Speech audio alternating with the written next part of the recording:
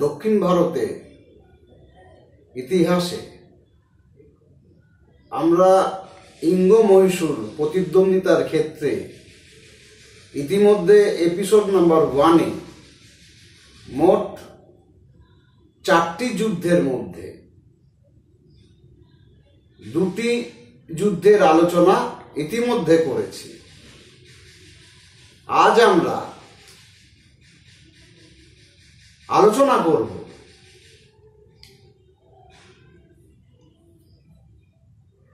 তৃতীয় এবং চতুর্থ ইঙ্গ মহীশূর যুদ্ধের ইতিহাস।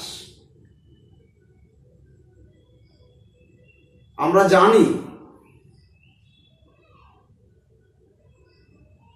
হায়দার আলীর নেতৃত্বে মহীশূর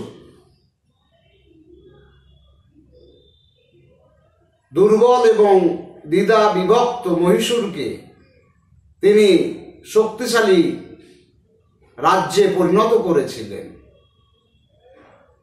এবং তার সময়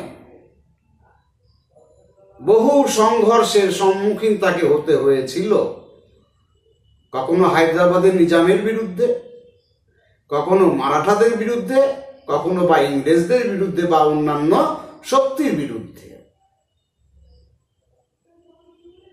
যতদিন হায়দার আলী বেঁচে ছিলেন কোন শক্তি বিশেষ সুবিধা নিতে পারেনি, বরং দ্বিতীয় ইঙ্গ মহীশূর যুদ্ধ চলাকালীন যখন হায়দার আলীর মৃত্যু হল, তখন সেই দুর্বল এবং দ্বিধা বিভক্ত মহীশূরকে তিনি সকলের দ্বারা স্বীকৃতি দিয়েছিলেন। মহীশূর শক্তিশালী রাষ্ট্র হিসেবে স্বীকৃতি পেয়েছিল এবং অন্যতম পরাক্রান্ত আঞ্চলিক রাষ্ট্র হিসেবে গড়ে উঠেছিল। যাই হোক, আমরা দেখতে পাব দ্বিতীয় যুদ্ধের মধ্যে হায়দার আলীর মৃত্যু হলে তার পুত্র টিপু সুলতান, যাকে বলা হয় মহীশূরের বাঘ, সেই টিপু সুলতান পিতার অসমাপ্ত কাজ সম্পন্ন করার জন্য ইংরেজদের বিরুদ্ধে ওই দ্বিতীয় ইঙ্গ মহীশূর যুদ্ধ চালিয়ে যেতে হয় তাকে, এবং যথেষ্ট রণনৈপুণ্যের পরিচয় তিনি দিয়েছিলেন। বিভিন্ন রণাঙ্গনে তাকে নেতৃত্ব দিতে হয়েছিল, কিন্তু শেষ পর্যন্ত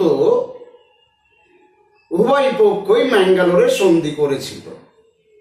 যদিও এই ম্যাঙ্গালোরের সন্ধি টিপু সুলতানের ক্ষেত্রে একটা কূটনৈতিক জয় বলে ডক্টর মাহিবুল হাসান মনে করেন, অন্যদিকে ওয়ারেন হেস্টিংস এই ম্যাঙ্গালোরের সন্ধিকে অবমাননাকর শান্তি চুক্তি বলে মনে করেছিলেন।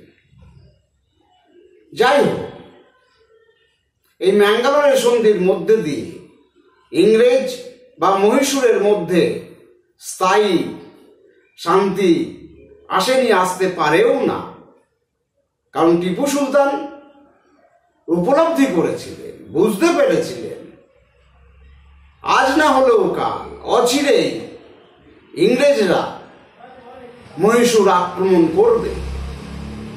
কারণ শুধু মহীশূর না, সারা ভারতবর্ষে ব্রিটিশ সাম্রাজ্যবাদ গড়ে তোলাই হলো ইংরেজদের প্রধান কাজ। সেই অর্থে একদিকে তিনি তার রাজ্য মহীশূরকে শক্তিশালী করেছেন, অন্যদিকে বিশেষ করে সামরিক শক্তিকে কিভাবে আধুনিকীকরণ করা যায় তার চেষ্টাও করেছেন। আঞ্চলিক শক্তি যেসব অস্তিত্ব তখন ছিল তাদের সাথে বোঝাপড়া সেইভাবে না হওয়ায় তিনি আন্তর্জাতিক স্তরে কাবুল কনস্টান্টিনোপল, ফ্রান্স, মরিশাস বিভিন্ন জায়গায় দূত প্রেরণ করেছিলেন,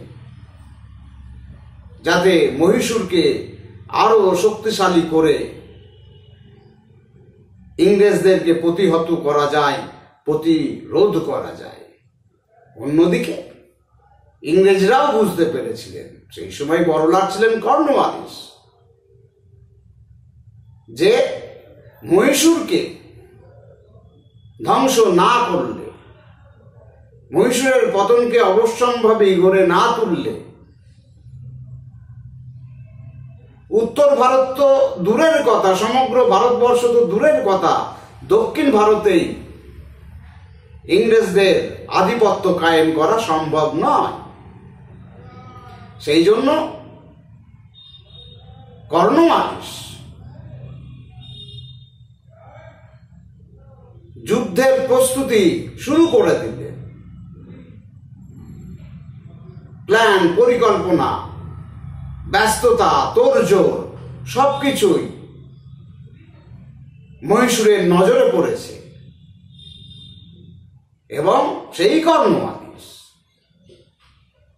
বিভেদ নীতি, সংকীর্ণ স্বার্থ দ্বারা পরিচালিত হয়ে